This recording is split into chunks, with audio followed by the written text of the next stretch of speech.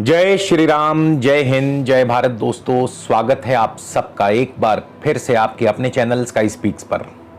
तो आज एक बार फिर से हम बात करेंगे राहु के राशि परिवर्तन का मीन राशि वालों पर कैसा प्रभाव रहेगा। राहु 30 अक्टूबर 2023 को शाम को 5:43 पर राशि परिवर्तन करके मेष राशि से मीन राशि में जाने वाले हैं और अगले 18 महीनों के लिए यानी 2 मई 2025 तक राहु मीन राशि में ही गोचर करेंगे। तो आज का ये गोचर मीन राशि मीन लगन वालों के लिए है। आपके लिए राहु का राशि परिवर्तन कैसा रहेगा, संक्षिप्त परिचय अगर दूं तो राजाओं में राजा, महाचालाक, महाप्रतापी। राहु दूसरे के कंधे पर कैसे बंदूक चलाई जाती है इसका बखूबी राहु को ज्ञान है। जी हां, बिल्कुल सही सुना आपने।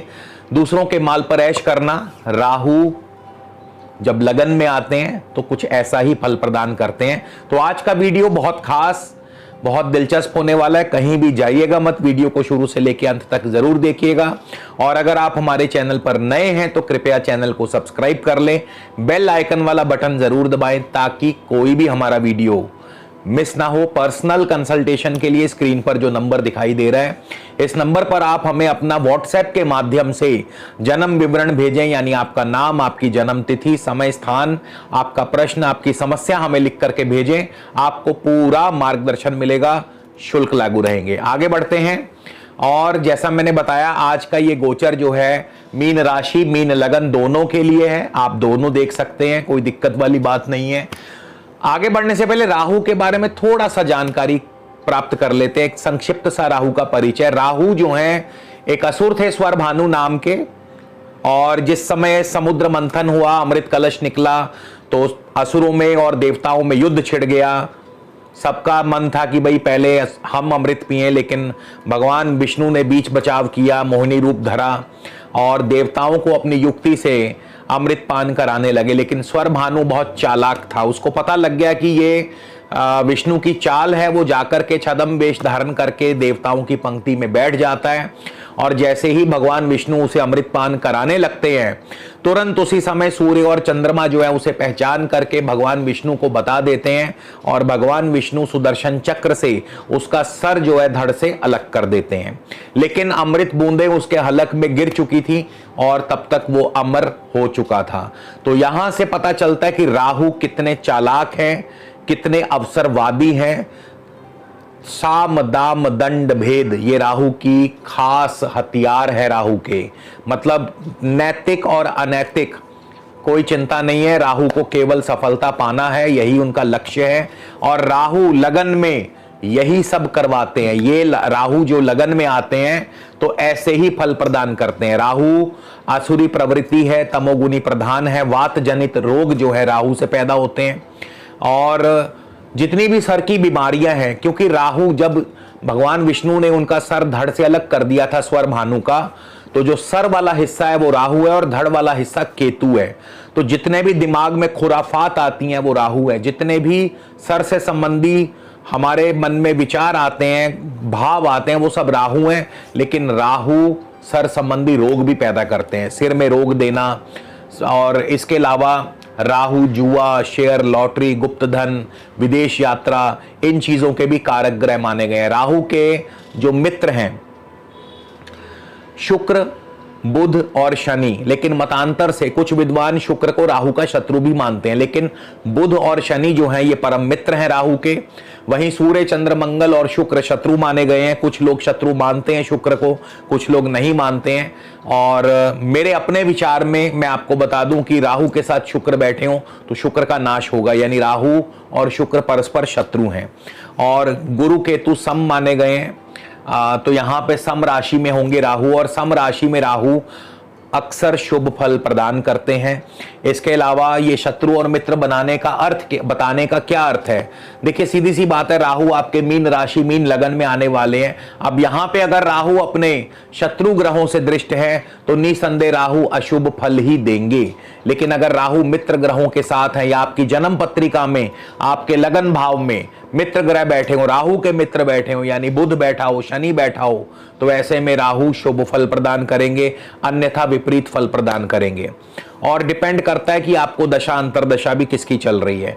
तो सबसे पहले हम प्राचीन आचार्यों का क्या मत है इस पर बात करेंगे। यानी राहु अगर आपके लगन में आए, आपकी राशि में आए, तो प्राचीन आचार्यों ने इसके लिए क्या कहा है, फिर हम बात करेंगे। आप पर्सनल अपने एक्सपीरियंस के बारे में भी आपको बताऊंगा। नारायण भट्ट ने चमत्कार चिंतामणि में लिखा है, राहु के लगन में आने पर, राहु अगर लगन में आए तो नारायण भट्ट लिखते हैं कि स्ववाक्य समर्थम परेशान प्रतापात प्रभावान समाच्छादयेत स्वान परया परार्थान। यानी जिस मनुष्य का राहु लगन में आए, प्रथम भाव में आए, ऐसा मनुष्य शत्रु विजयी होता है, शत्रुओं पर जीत हासिल करता है। ऐसा मनुष्य दूसरे के, अब ध्यान से सुनिएगा, ऐसा मनुष्य दूसरे के प्रताप से या दूसरे के प्रभाव से या दूसरे के धन से अपनी इच्छा पूरी करता है। इसलिए मैंने कहा था कि राहु जो है प्रथम भाव में लगन में जब भी आते हैं तो दूसरे के कंधे पर बंदूक रखकर कैसे चलानी है राहु को बखूबी मालूम है, दूसरे के माल पर कैसे ऐश करनी है राहु को बखूबी मालूम है। और यही कुछ मीन राशि मीन लगन वालों के साथ होने वाला है। यानी दूसरे के प्रताप से, दूसरे के ऐश्वर्य से, दूसरे के प्रभाव से, दूसरे के धन से अपनी इच्छाओं की पूर्ति कैसे करनी है, ये अब अगले 18 महीने राहु आपको सिखाएंगे, करवाएंगे आपसे। ऐसा मनुष्य शक्तिशाली होता है, शक्तिशाली होगा तो शत्रुओं पर विजय भी पाएगा, दूसरों से अपना काम कैसे निकलवाना है, और ऐसे व्यक्ति जबान के पक्के होते हैं। शारीरिक रूप से निरोगी होते हैं, कोई रोग नहीं होता, लेकिन सर में वेदना या पीड़ा अवश्य बनी रहती है, और राहु यहां पर व्यभिचारी भी बनाते हैं। इसी तरह जीवनाथ ने भी सेम टू सेम यही लिखा है।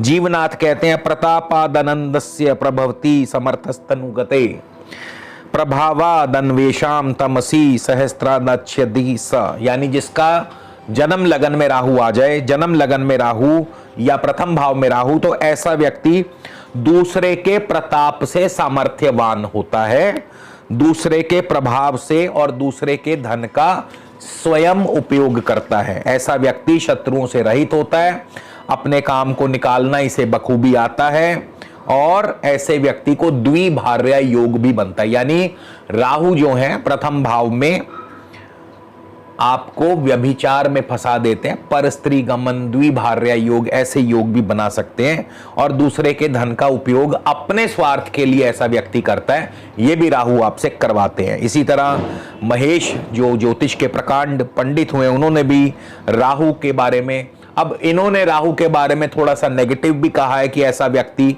दुष्ट बुद्धि वाला होता है, शायद संभवतः इसीलिए कहा है कि ऐसा व्यक्ति दूसरे के माल पर ऐश करता है। तो दुष्ट बुद्धि वाला, दुष्ट स्वभाव, भाई बंधुओं को ठगने वाला। अब यहां पे देखिए बात वही है कि दूसरे के धन पर ऐश करना, दूसरे के माल पर ऐश करना, तो बात वही आती है कि दूसरे को ठगेगा, भाई बंधुओं को ठगेगा, तो तभी उसके माल पर ऐश करेगा ना। तो ये सब प्राचीन आचार्यों के मत हैं।